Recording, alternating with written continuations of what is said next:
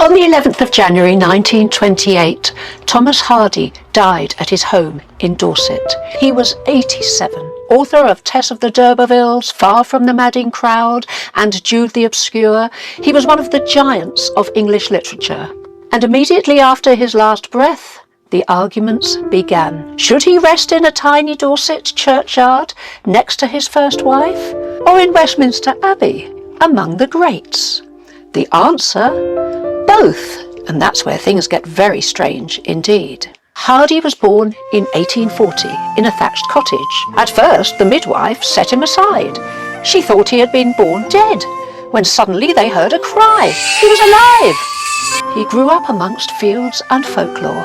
This became Wessex, the setting of his novels. He spent a few years working as an architect in London, but never felt at home there. Hardy always came back to Dorset. He built Max Gate, his home near Dorchester, and lived there until the end. His wish was clear: when I die, bury me in Dorset. Bury me with Emma. Emma was his first wife. Their marriage was, well, complicated. They met in 1870. Emma was lively, spirited, middle class. Her family disapproved of Thomas, a stonemason's son, so they courted by correspondence. 4 years of secret letters. Finally, in 1874, they slipped off to London and married at St. Peter's Church, Paddington. In the beginning, it was bliss. Walking holidays, dinner parties, success.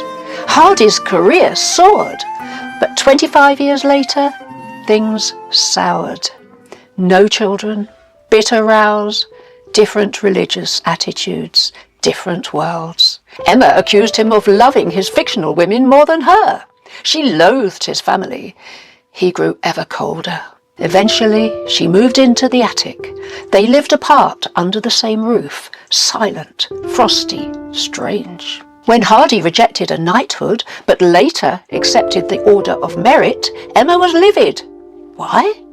A knighthood would have made her Lady Hardy.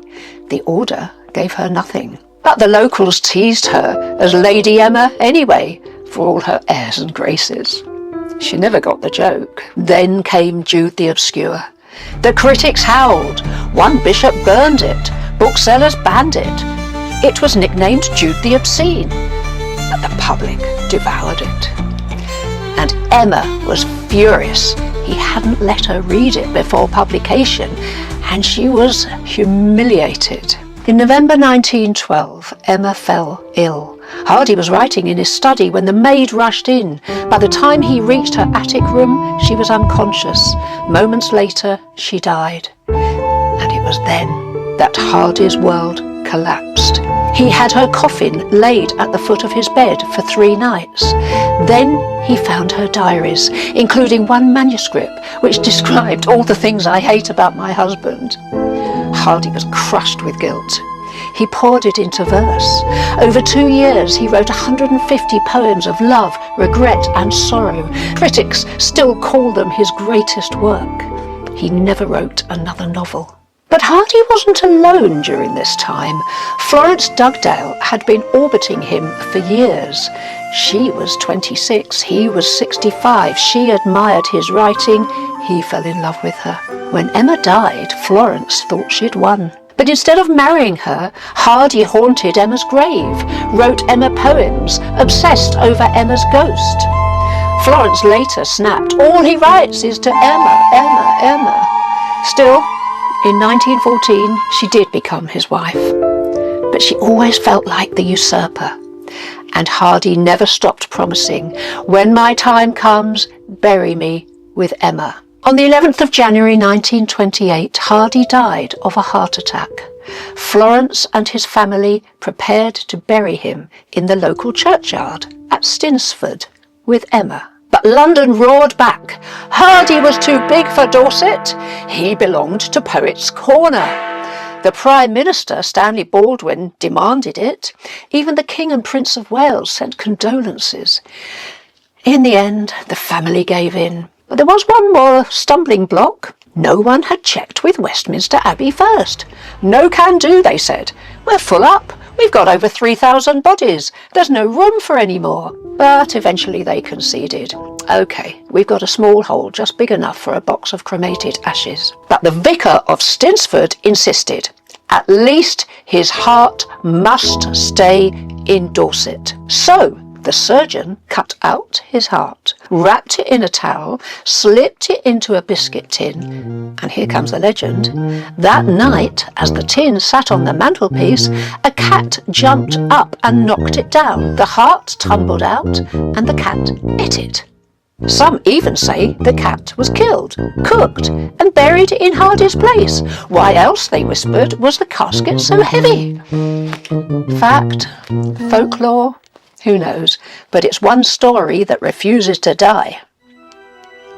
On the 16th of January, Hardy's ashes were carried into Westminster Abbey, the floor of Poets' Corner covered in purple carpet. His pallbearers included the Prime Minister, Stanley Baldwin, also Rudyard Kipling, George Bernard Shaw, J.M. Barrie, the giants of English letters.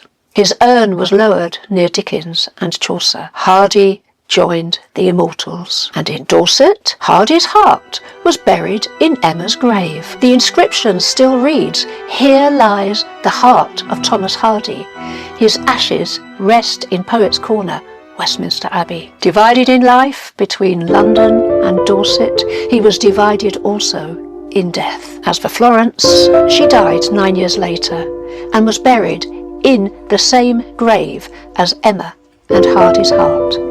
So in the end, all three of them lie together, Emma, Florence, and between them lies Thomas Hardy's still heart. One husband, two wives, one heart.